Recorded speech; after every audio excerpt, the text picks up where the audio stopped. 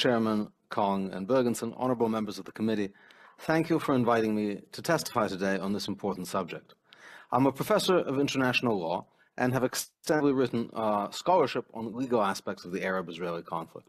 The focus of today's discussion is proposals that Canada imminently recognize Palestine as a sovereign state. Such a decision would lack any basis in international law and add Canada to a lamentable trend of nations subordinating legal norms in state recognition to political considerations. Recognizing a Palestinian state would undermine Canada's commitment to the integrity of a, quote, rules-based international order. That is because the existence or non-existence of sovereign states is a matter governed by international law, and the suggested recognition would not comport with the relevant rules. The legal criteria for statehood are set out in the Montevideo Convention on the Rights and Duties of States. They are fourfold. The entity must exercise effective and independent governmental control. The entity must possess a defined territory over which it exercises that control. The entity must have the capacity to freely engage in foreign relations, and the entity must be an effective and have control over a permanent population. The Palestinian entity does not meet several of these criteria. To give just a few examples, and you can refer to my written brief for more details, the Palestinian Authority, the government, was created by bilateral agreements with Israel and possesses only those powers specifically transferred to it. Those can include control of only parts of the West Bank.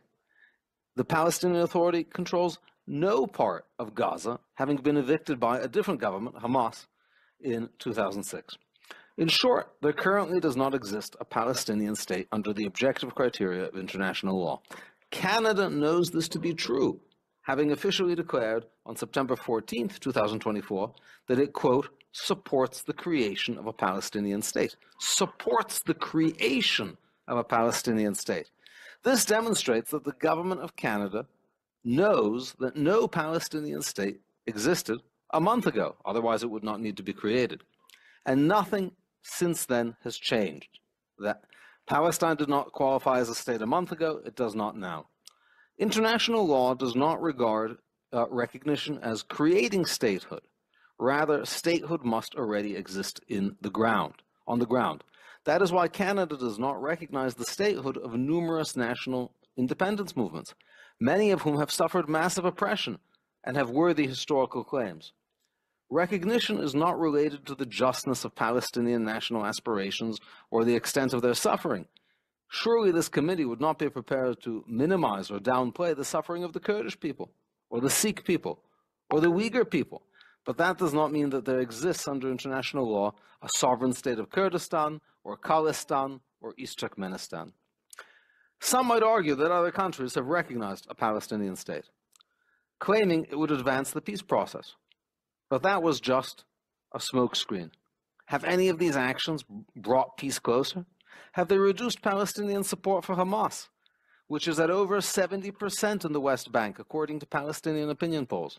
Has it moderated the Fatah party, whose president Mahmoud Abbas publicly mourned the demise of mass murderer Sinwar, and has himself not held an election in 15 years? Has it ended the Palestinian Authority's pay-for-slay policy, or helped free a single hostage? If anything, Palestinian stances have hardened because they see their international recognition strategy as an outside path to getting their demands without changing their behavior.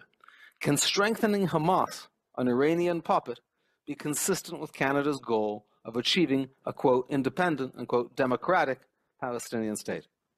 Recognition in the current climate sends a message to Hamas that all of its goals, including the eventual elimination of Israel, can be achieved through vicious attacks, followed by the extensive and illegal use of their own people as human shields. Why do the people of Taiwan and Somaliland, who have peaceful functioning governments, fail to get recognition, and the Fatah and Hamas-ruled Palestinians achieve it? What message does this send to, say, Sikh nationalists or any other kind of ethnic separatists, that their failure to achieve their diplomatic goals comes solely from a lack of violence. How can one look them in the eye after this? Considerations of international law and the promotion of Canada's... My apologies, Mr. Kontorovich. You've hit the 5-minute mark. If you could wrap up in 30 seconds, please. Absolutely. Considerations of international law and the promotion of Canada's stated interests in democracy and peace demonstrate that the recognition of a Palestinian state would be a grave mistake for Canada. It is completely understandable that many members of this House and this committee feel that more should be done to show solidarity with the Palestinian people, but recognition is not it. It does nothing for the Palestinian people while rewarding their most criminal leaders. Thank you for your time.